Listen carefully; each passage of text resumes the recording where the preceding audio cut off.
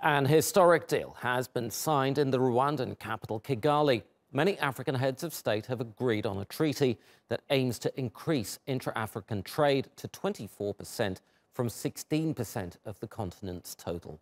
The Africa Continental Free Trade Area will create a common marketplace across the continent.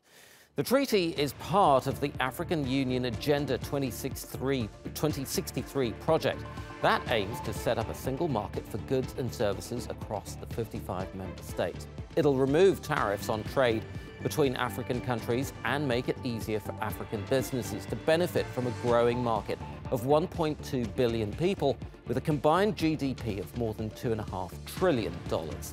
This would make the region the largest free trade area in the world. AU member states have to ratify the agreement after the launch. Let's get more on this now with Ifeanyi Ukoha, who joins us from Abuja. He's an economic consultant and a former banker with the Central Bank of Nigeria. Ifeanyi, great to have you on Money Talks. Firstly, what is the response that you're hearing among business owners to the signing of this historic free trade agreement, especially the ones that do a lot of trade within the African continent? Well, they're generally excited, with this development, because one of the big hindrances with doing business across Africa has been the issue of, tariffs and barriers for trade between them. So this has opened up a lot of opportunities for growth and consolidation. Right. But look, many other multilateral trade agreements like NAFTA and even the European Union itself have come under a lot of scrutiny, a lot of criticism for exacerbating inequalities. What is the danger that this new agreement, that breaking down barriers within Africa, is going to create the same kinds of inequalities and making a volatile region even more unstable?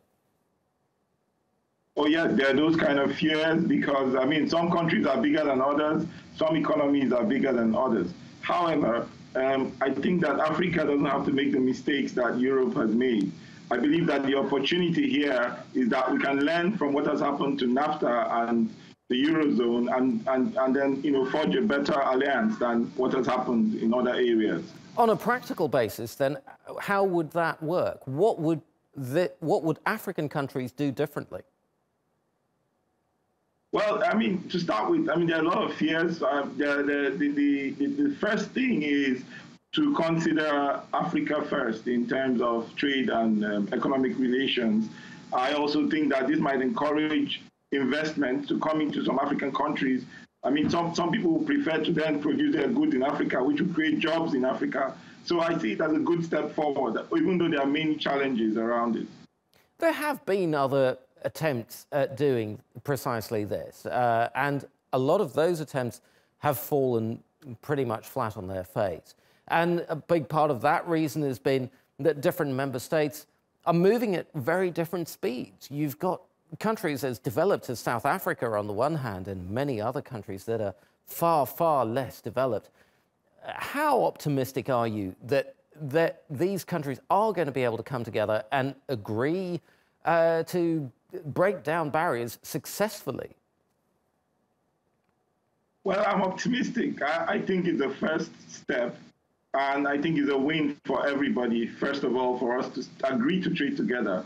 So there's a lot of hurdles still to be crossed, and I'm not deceived that they'll be easy.